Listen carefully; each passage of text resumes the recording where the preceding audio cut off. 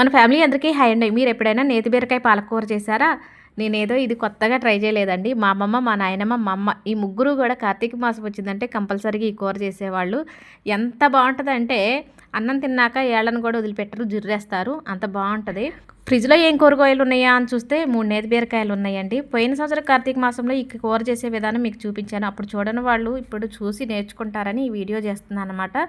నేతి బీరకాయలు పీల్ తీసి ముక్కలు కట్ చేసి పక్కన పెట్టేశాను. స్టవ్ వెలిగించి కడాయి పెట్టి నూనె వేసి నూనె వేడెక్కిన తర్వాత జీలకర్ర పచ్చిమిర్చి వేశాను. నేనైతే ఉల్లి ముక్కలు వద్దనుకున్నాను. అమ్మమ్మ వాళ్ళు ఎవరైనా సరే ఉల్లి ముక్కలు వేసేవాళ్ళు. మీరు కావాలనుకుంటే జీలకర్ర వేసిన తర్వాత ఉల్లి ముక్కలు వేయండి. ఉల్లి ముక్కలు మగ్గిన తర్వాత పచ్చిమిర్చి వేసుకోండి. ఇక మూత పెట్టేశాను కదా, పచ్చిమిర్చి మంచిగా మగ్గిన తర్వాత నేతి బీర ముక్కలు ఉప్పు పసుపు వేసి మళ్ళీ మూత పెట్టేశాను.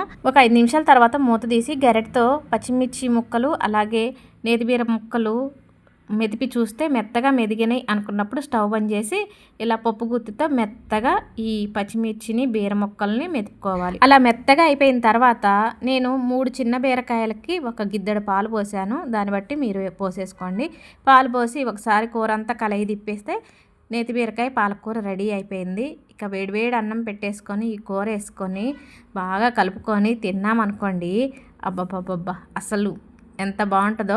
నేనైతే ఉల్లి ముక్కలు వేయలేదు. మీరు కావాలనుకుంటే పచ్చిమిర్చి వేసే ముందు ఉల్లి ముక్కలు వేసి మగ్గించుకొని ఇలా కూర చేసుకోండి.